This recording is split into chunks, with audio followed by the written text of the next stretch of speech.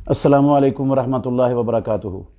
روزے کی حالت میں اگر لڑکی یا لڑکے کو احتلام ہو جائے تو کیا ایسے روزہ ختم ہو جاتا ہے؟ بھئی احتلام سے روزہ ختم نہیں ہوتا، کیونکہ احتلام یہ انسان کے اپنے بس میں اور اختیار میں نہیں ہوتا۔ تو جو چیز انسان کے بس میں اور انسان کے اپنے اختیار میں نہ ہو اس سے روزے پر کوئی فرق نہیں پڑتا۔ تو یہ غسل ان پر فرض ہو جاتا ہے لیکن روزہ ان کا قائم رہتا ہے، روزہ نہیں ٹوٹتا۔ ایسا عمل بتا دیں جس سے نیکیاں زیادہ ملیں۔ بھئی نیکیاں زیادہ جس سے ملیں، آپ یہ روزوں کا اہتمام کریں۔ رسول اللہ صلی اللہ علیہ وسلم نے فرمایا کہ فَإِنَّهُ لَا مِثْلَ لَهُ، جنت میں لے جانے والے اعمال میں سے روزے کی مثل کوئی عمل ہے ہی نہیں۔ تو اللہ رب العالمین نے یہ رمضان کے روزے تو فرض کیے ہوئے ہیں، ایک تو فریضہ ہے اور دوسرا اس جیسا عظیم الشان عمل شریعت کے اندر کوئی نہیں ہے، تو اس کا اہتمام کریں، یہ بہت زیادہ نیکیوں والا عمل ہے۔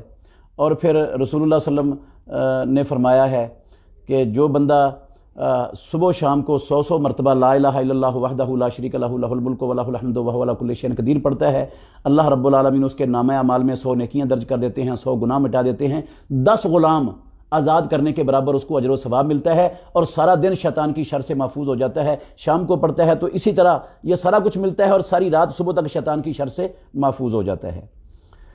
روزے کی حالت میں بلغم والا تھوک نگلنا کیسا ہے؟ بھئی کوئی حرج نہیں ہے، بہتر ہے آپ تھوک دیں، اگر تھوکنے کی گنجائش نہیں ہے تو نگلنے سے روزے میں کوئی فرق نہیں پڑتا۔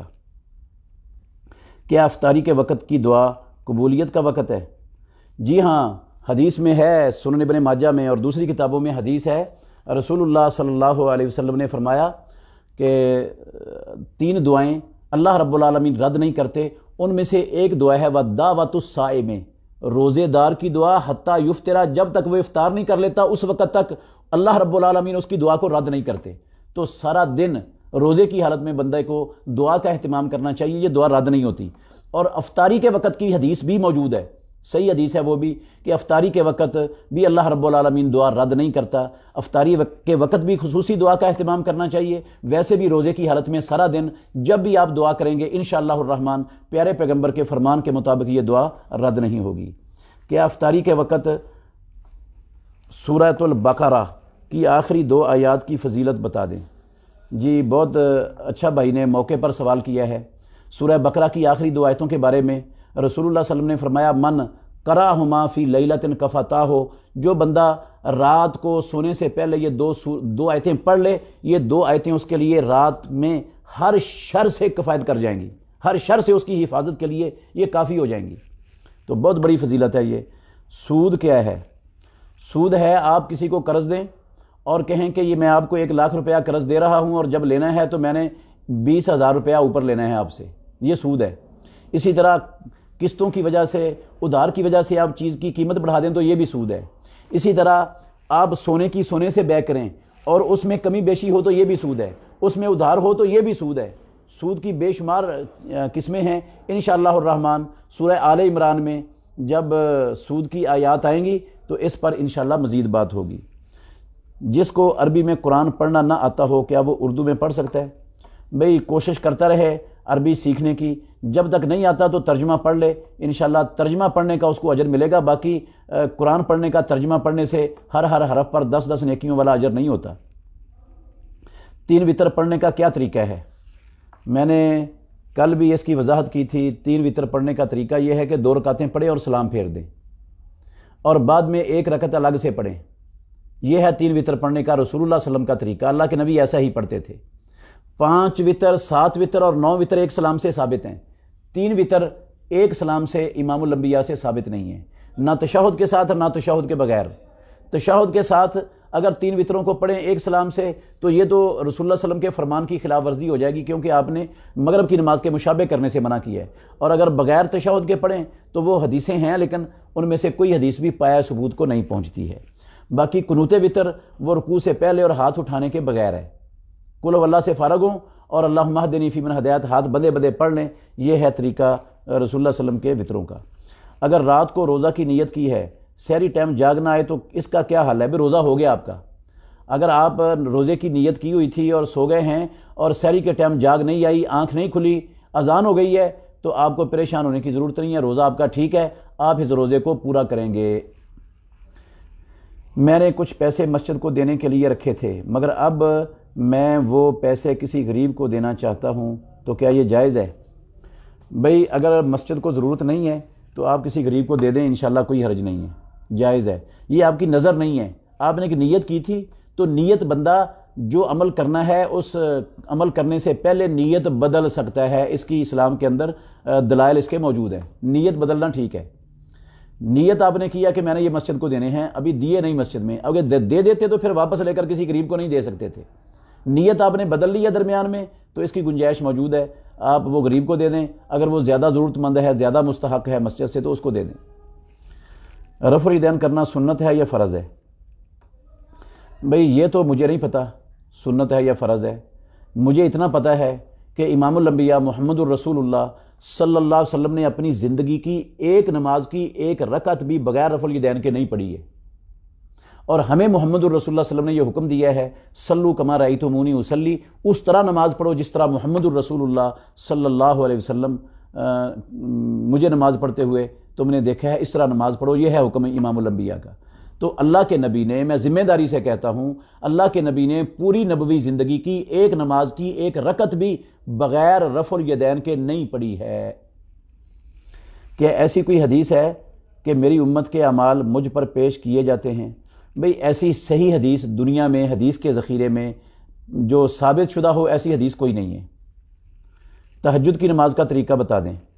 بھئی تہجد، یہ تراویح اور تہجد یہ ایک ہی چیز ہے، یہ الگ الگ نمازیں نہیں ہیں۔ جو تہجد کا طریقہ ہے وہی تراویح کا طریقہ ہے، جو تراویح کا طریقہ ہے وہی تہجد کا طریقہ ہے، یہ ایک ہی نماز ہے۔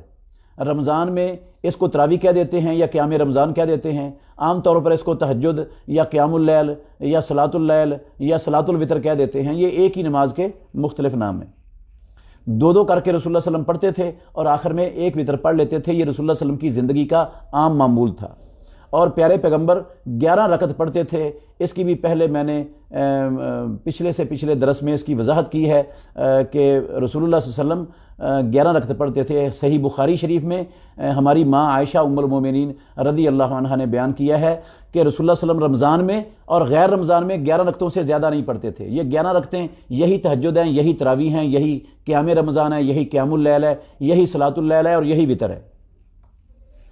ایک بندے کے پاس 5 تولہ سونا، 45 تولہ چاندی، 30,000 کیش، بکریاں، گائے اور دیگر اثاثہ جات ہیں، لیکن ان میں سے کچھ بھی انفرادی طور پر زکوٰۃ کے نصاب کو نہیں پہنچتا، تو اس پر زکوٰۃ ہے یا نہیں؟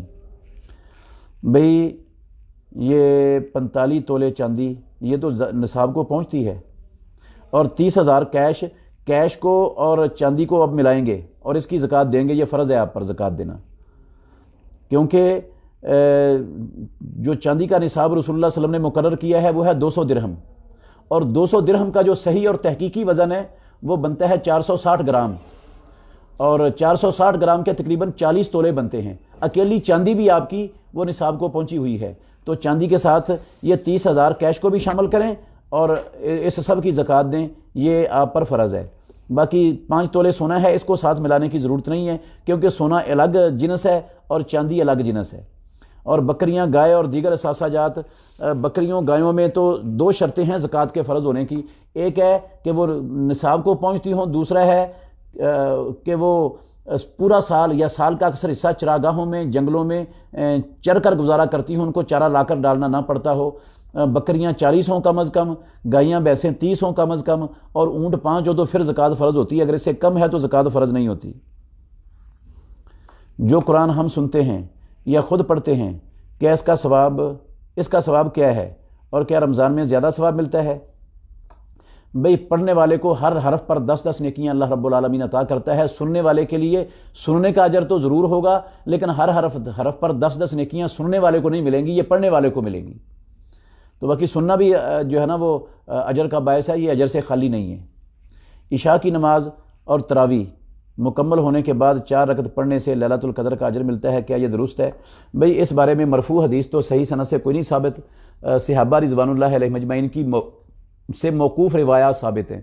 علامہ ناصرالدین البانی رحمۃ اللہ علیہ نے ان موقوف روایات کے بارے میں کہا ہے کہ یہ حکماً مرفوع بن جاتی ہیں، تو عمل ہو سکتا ہے۔ یہ صرف رمضان کا مسئلہ نہیں ہے، یہ پورے سال میں جب بھی بندہ 4 رکعتیں پڑھ لے تو اس کو لیلۃ القدر میں 4 رکعتیں پڑھنے کے برابر اللہ رب العالمین ثواب دے دیں گے۔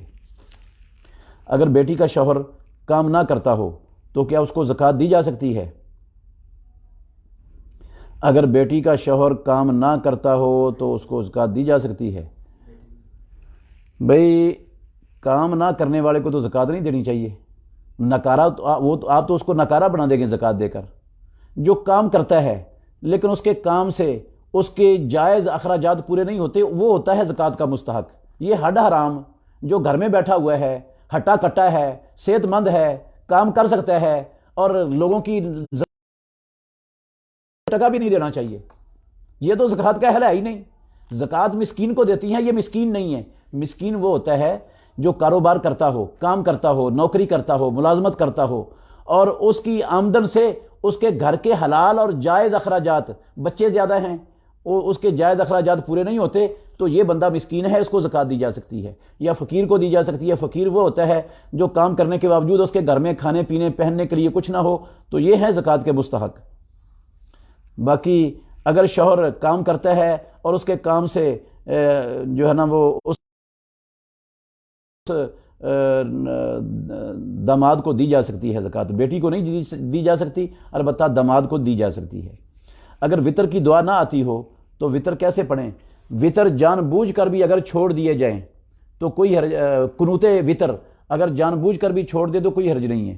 رسول مکرم صلی اللہ علیہ وسلم جان بوجھ کر کبھی قنوت پڑھتے تھے، کبھی چھوڑ دیتے تھے، صحیح حدیث کے اندر یہ صراحت موجود ہے۔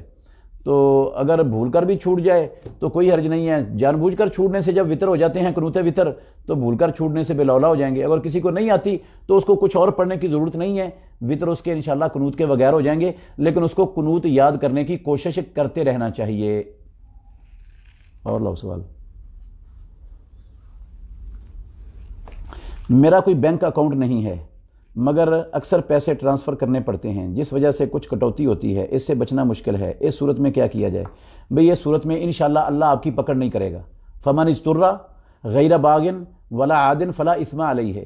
یہ ٹرانزیکشن کی حد تک استعمال کریں، بینک کو ٹرانزیکشن کی حد تک کریں، انشاءاللہ اس کی آپ سے پکڑ نہیں ہوگی۔ یہ جو ہے نا اللہ کے اس فرمان کے تحت آئے گا، فمن اضطر غیر باغ ولا عاد فلا اثم علیہ۔ باقی آپ نے بہت اچھا کیا ہے جو اکاؤنٹ نہیں رکھا ہوا، اللہ آپ کو جزائے خیر دے اس پر، اور سارے مسلمانوں کو اسی راہ پر چلنے کی توفیق دے۔ اگر کوئی مزدور سخت محنت کی وجہ سے روزہ نہ رکھ سکے تو اس کا کفارہ دے سکتا ہے؟ بھئی نہیں، اس کو سخت محنت کے باوجود روزہ رکھنا پڑے گا۔ وہ سخت محنت چھوڑ دے، روزہ نہ چھوڑے۔ روزی اللہ رب العالمین نے جو اس کے مقدر میں لکھی ہے وہ اس کو مل جانی ہے۔ روزہ چھوڑنے کی اجازت نہیں ہے، یہ فرض ہے اور اسلام کا رکن ہے، یہ نہیں چھوڑ سکتا۔ روزہ چھوڑنے کی اور روزے کی جگہ پر فدیہ دینے کی اجازت اس شخص کو ہے جو انتہائی زیادہ بوڑھا ہو چکا ہے اور اس کے بس میں نہیں ہے روزہ رکھنا، یا دائمی بیمار ہے، مسلسل دوائی استعمال کرتا ہے اور اس کے بس کا روگ نہیں ہے روزہ رکھنا، وہ فدیہ دے سکتا ہے۔ یہ مزدور ٹھیک ہے، اس کی مزدوری مشقت والی ہے، سخت محنت اس میں کرنی پڑتی ہے، لیکن یہ روزہ چھوڑنے کے لیے جو ہے نا یہ گنجائش شرعی طور پر اس کی اجازت نہیں ہے۔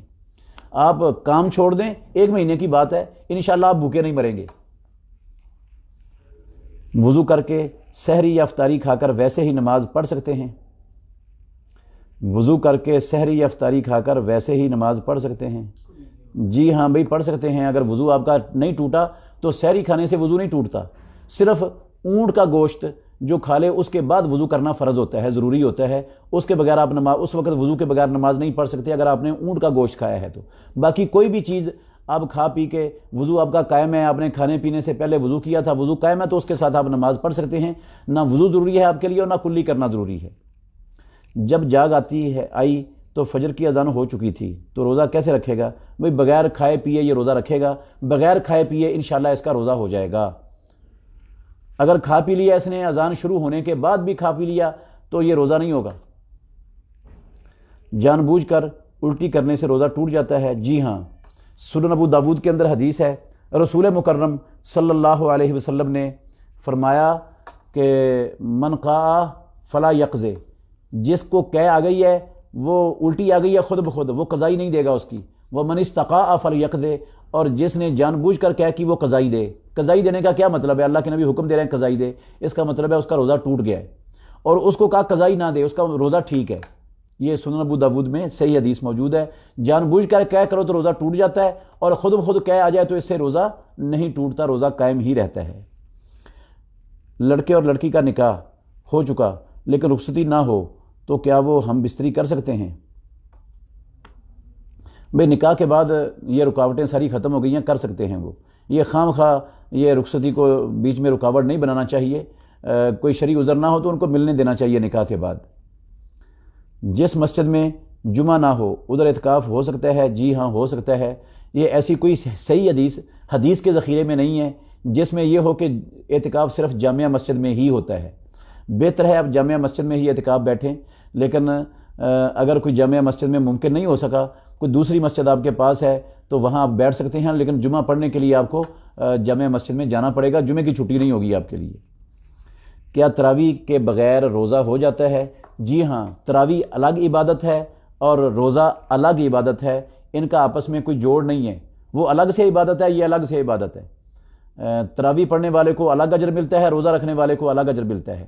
تراویح جو ہے یہ نفل عبادت ہے اور روزہ یہ فرض عبادت ہے۔ داؤد تکافل انشورنس کی وضاحت کر دیں۔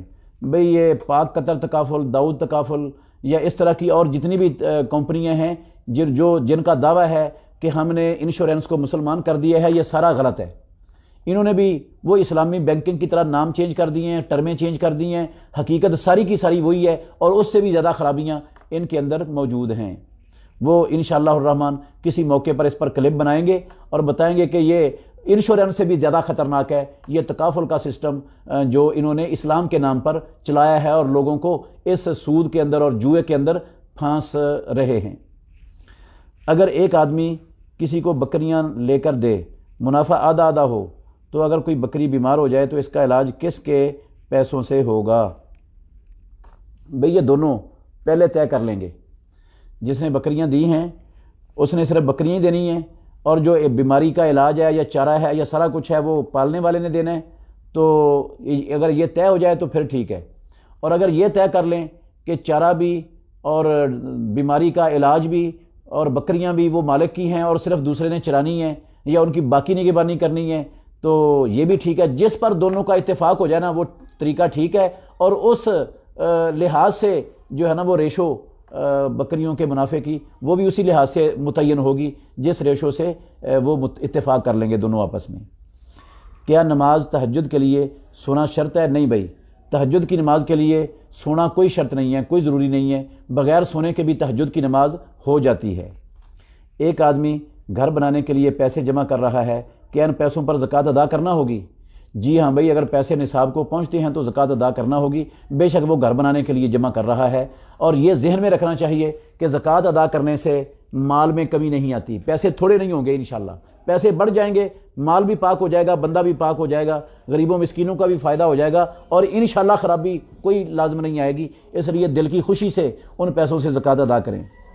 مشرک کے ذبیحہ کے متعلق رہنمائی فرما دیں۔ بھئی مشرک دو قسم کے ہیں، ایک ہے کلمہ گو مشرک، ایک ہے ہندو مشرک۔ ہندو مشرک کا ذبیحہ حلال نہیں ہے، باقی کلمہ گو مشرک کا ذبیحہ حلال ہے۔ یہودی عیسائی وہ کافر ہیں، مشرک بھی ہیں، ان کا ذبیحہ اللہ نے قرآن مجید میں حلال کیا ہے اہل کتاب ہونے کی وجہ سے۔ رات کو سوتے وقت سورہ سجدہ اور سورہ واقعہ پڑھنا کیسا ہے؟ بھئی قرآن مجید ہے، آپ جب مرضی پڑھیں، سوتے وقت پڑھیں، جاگتے وقت پڑھیں، دن کو پڑھیں، صبح پڑھیں، شام پڑھیں، جب مرضی پڑھیں، اس میں تو کوئی مسئلہ نہیں ہے، ہر حرف پر آپ کو 10 نیکیاں ملیں گی۔ البتہ یہ جو ہے نا کہ سورہ واقعہ پڑھنے سے فاقہ نہیں آتا، جس گھر میں سورہ بقرہ پڑھی جائے، یہ واقعہ پڑھی جائے، یہ حدیث ضعیف ہے، یہ پایہ ثبوت کو نہیں پہنچتی۔ اس طرح سورہ سجدہ اور سورہ ملک جس حدیث میں یہ آتا ہے کہ یہ سونے سے پہلے پڑھنی ہے، وہ حدیث بھی سندن اس کے سند میں انقطاع ہے، وہ حدیث بھی پایہ ثبوت کو نہیں پہنچتی ہے۔ اور تشہد کی انگلی کب اور کتنی دیر تک اٹھانی چاہیے؟ ابو داود میں حدیث ہے، تشہد بیٹھتے ہی 3 طریقے ہیں انگلی کو اٹھانے کے۔ ایک طریقہ یہ ہے کہ ان 3 انگلیوں کو آپ بند کر لیں، انگوٹھے کو اپنی درمیانی انگلی پر رکھ لیں اور اس طرح اپنی ران پر یہ ہاتھ رکھ لیں اور یہ انگلی کھڑی ہے۔ ایک طریقہ یہ ہے، یہ والا۔ دوسرا طریقہ ہے کہ آپ 2 انگلیوں کو بند کر لیں اور انگوٹھے کی اور درمیان والی انگلی کا حلقہ بنا لیں، اس طرح حلقہ، اور یہ اس طرح رکھ لیں اپنے ران پر، اور یہ انگلی مسبحہ اس حالت میں بھی کھڑی ہے۔ تیسرا طریقہ ہے آپ 3 انگلیاں بند کر لیں اور انگوٹھے کو یہ مسبحہ انگلی کی تیسری گرہ کے اوپر یہاں پر رکھ دیں، اس کو 53 کی گرہ کہتے ہیں حدیث میں، تو یہ انگلی پھر بھی کھڑی ہے۔ انگلی تشہد کے اندر، چاہے پہلا تشہد ہے چاہے دوسرا تشہد ہے، ان 3 طریقوں میں سے جس طریقے سے بھی یہ ہاتھ رکھنے ہیں، انگلی شروع سے لے کر آخر تک یہ کھڑی ہی رہنی ہے، اور اس کے علاوہ کوئی چوتھا طریقہ نہیں ہے حدیث میں۔ یہ تینوں طریقے صحیح مسلم شریف کی یہ حدیث کے اندر موجود ہیں، ہے نا، کہ سیدھا ہاتھ رکھنا ہے اور جب اشہدو ان لا الہ کہنا پھر انگلی کو اٹھانا ہے اور پھر سیدھا کر دینا ہے۔ یہ کسی صحیح چھوڑ کر ضعیف حدیث کے اندر بھی اس چیز کا کہیں نام و نشان موجود نہیں ہے، پتہ نہیں یہ لوگوں نے کہاں سے بنا لیا مسئلہ۔ باقی حرکت کی جو بات ہے، سنن ابو داود میں حدیث ہے، حسن درجے کی ہے، صحابی کہتے ہیں کہ رسول اللہ صلی اللہ علیہ وسلم کانا یحرکھا یدعو بہا، رسول اللہ صلی اللہ علیہ وسلم اس کو حرکت دیتے تھے اور اس سے دعا کرتے تھے۔ محدثین نے ان لفظوں سے استدلال کیا ہے کہ دعا تک تھوڑی تھوڑی حرکت کرتی ہی رہنی چاہیے، یہ جو کھڑی انگلی ہے۔ اور علامہ ناصر الدین البانی رحمۃ اللہ علیہ نے اپنی کتاب صفت و صلاۃ النبی کے اندر ایک روایت درج کی ہے کہ لاہیہ اشد علی الشیطان من الحدید، یہ لوہے کی لٹ سے بھی زیادہ سخت پڑتی ہے شیطان کو اس کی حرکت، اس لیے یہ حرکت کرتی ہی رہنی چاہیے تھوڑی تھوڑی آخر دم تک۔ کیا قرآن و حدیث سے ثابت ہے کہ شیاطین جکڑے جاتے ہیں؟ بالکل بھئی، صحیح بخاری اور مسلم شریف کی حدیث ہے، رسول اللہ صلی اللہ علیہ وسلم نے فرمایا اذا کان اول لیلۃ من شہر رمضان، جب رمضان المبارک کی پہلی رات ہوتی ہے، صفدت الشیاطین و مرادت الجن، شیاطین اور سرکش جن ان کو جکڑ دیا جاتا ہے، قید کر دیا جاتا ہے، باندھ دیا جاتا ہے۔ یہ اللہ کے نبی کا سچا سچا فرمان ہے، صحیح بخاری اور صحیح مسلم شریف کی متفق علیہ روایت ہے۔ ثریا ستارے کی کیا حقیقت ہے؟ بھئی یہ جو اس سے استدلال کیا جا رہا ہے کہ یہ وبا جو ہے 12 مئی کو ختم ہو جائے گی، یہ جو کرونا وائرس پھیلا ہوا ہے، اور یہ والی حدیث ثریا ستارے والی پیش کرتے ہیں، یہ درست نہیں ہے استدلال، اور یہ معنی درست نہیں ہے، مطلب یہ نہیں ہے اس کا۔ مطلب یہ ہے کہ اس وقت میں آ کر جو پھلوں کا موسم ہوتا ہے، جو اس موسم میں پھل پکتے ہیں، ان کے اوپر سے آفت ختم ہو جاتی ہے اور ان کی بے آپ کر سکتے ہیں، کیونکہ کچے پھلوں کی بے سے رسول اللہ صلی اللہ علیہ وسلم نے منع فرمایا ہے۔ تو جب یہ ثریا ستارہ طلوع ہو جائے، اس وقت یہ پھل آفت سے نکل جاتے ہیں، اس وقت پھلوں کی آفت اٹھ جاتی ہے، اور اس کے بعد آپ کو بے کرنے کی اجازت ہے ان پھلوں کی۔ یہ مطلب ہے اس حدیث کا۔ کیا صرف غسل کرنے سے وضو ہو جاتا ہے؟ نہیں بھئی، صرف غسل کرنے سے وضو نہیں ہوتا، وضو کرنا پڑے گا الگ سے۔ حاملہ عورت کے لیے روزے کا کیا حکم ہے؟ حاملہ عورت روزہ چھوڑ سکتی ہے اگر اس کے بچے کو نقصان دیتا ہے روزہ، یا اس کی صحت کے لیے نقصان دہ ہے تو اس کو چھوڑنے کی اجازت ہے، لیکن بعد میں قضائی دے گی۔ اگر اس کو اپنی جان کا خطرہ تھا اور اس نے روزہ چھوڑ دیا ہے تو وہ بعد میں صرف روزے کی قضائی دے گی، کفارہ نہیں ہے۔ اور اگر بچے کی صحت کا خطرہ تھا، اس کو بچے کی وجہ سے روزہ چھوڑا ہے حاملہ عورت نے، تو وہ بعد میں اس روزے کی قضائی بھی دے گی اور اس روزے کا کفارہ بھی دے گی۔ کفارے کا فتویٰ عبداللہ بن عباس رضی اللہ عنہما کا ہے، انہوں نے وَعَلَى الَّذِينَ يُطِيقُونَهُ سے استدلال کیا ہے۔ تو عبداللہ بن عباس رضی اللہ عنہ صحابی ہیں، اور انشاءاللہ صحابی کی رائے وہ دوسرے لوگوں کی رائے سے بہتر ہے۔ اس حوالے سے یہ جو تجلیات رمضان کا سلسلہ چل رہا ہے، فیس بک پر بھی، یوٹیوب پر بھی، اس پر ایک مستقل کلپ بن چکا ہے، وہ انشاءاللہ الرحمن آپ کے سامنے آئے گا۔ میری تمام سامعین سے گزارش ہے کہ وہ یہ تجلیات رمضان والا سلسلہ بھی ضرور سنیں، انشاءاللہ ان کو زبردست ان کے علم میں بھی اضافہ ہوگا اور تربیت بھی ہوگی زبردست۔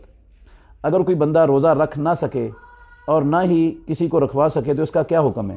بھئی جو بندہ بیمار ہے، عاجز ہے، روزہ رکھنے سے نہیں رکھ سکتا اور اس کے پاس فدیہ دینے کی بھی استطاعت نہیں ہے، تو اس کے اوپر کوئی شے لازم نہیں ہے۔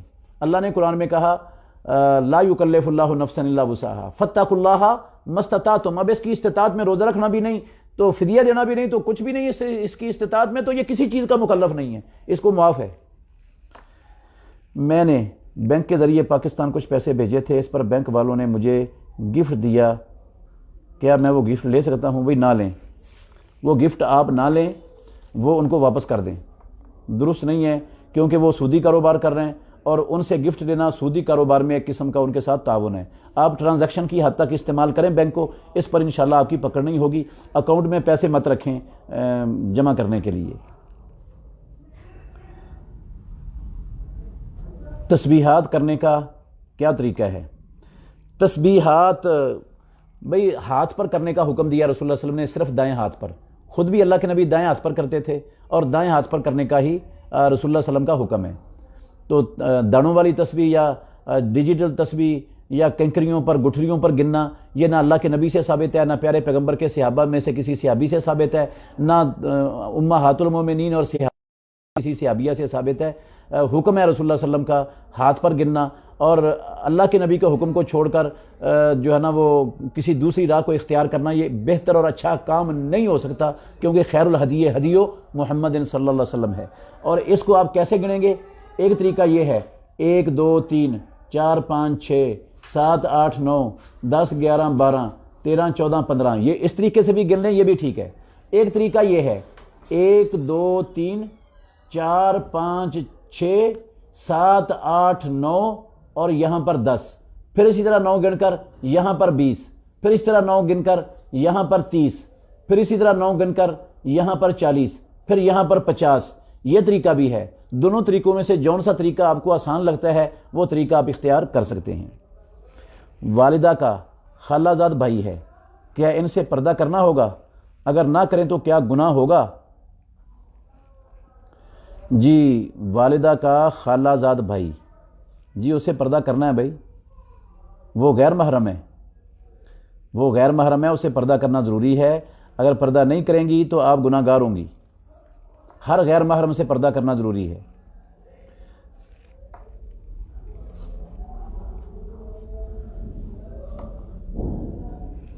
رفع الیدین نبی کریم صلی اللہ علیہ وسلم کے آخری دنوں میں حدیث سے ثابت کریں۔ بھائی جان، صحیح بخاری میں حدیث ہے، غور سے سننا، صحیح بخاری میں حدیث ہے، عبداللہ بن عمر کی بھی رضی اللہ عنہ، ابو ہریرہ کی بھی رضی اللہ عنہ، مالک بن حویرث کی بھی رضی اللہ عنہ، وائل بن حجر کی بھی رضی اللہ عنہ، اور ابو حمید ساعدی کی بھی رضی اللہ عنہ۔ سارے صحابہ کی بخاری میں احادیث ہیں، وہ لفظ بولتے ہیں، یہ لفظوں پر غور کرنا۔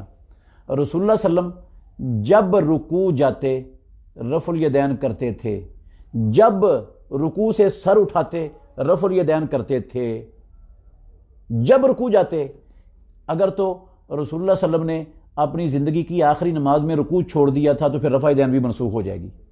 اگر رکوع نہیں چھوڑا آپ نے، رکوع منسوخ نہیں ہوا تو رفع دین کیسے منسوخ ہو گئی؟ اللہ کے نبی نے اپنی زندگی کی آخری نماز کی آخری رکعت میں رکوع کیا ہے، اور صحابہ کہتے ہیں کہ جب رکوع کیا ہے اللہ کے نبی نے، رکوع جاتے ہوئے بھی رفع دین کیا، رکوع سے سر اٹھاتے ہوئے بھی رفع دین کیا ہے۔ تو یہ دلیل ہے کہ آپ نے اپنی نماز کی زندگی کی آخری نماز کی آخری رکعت تک رفع دین کیا ہے۔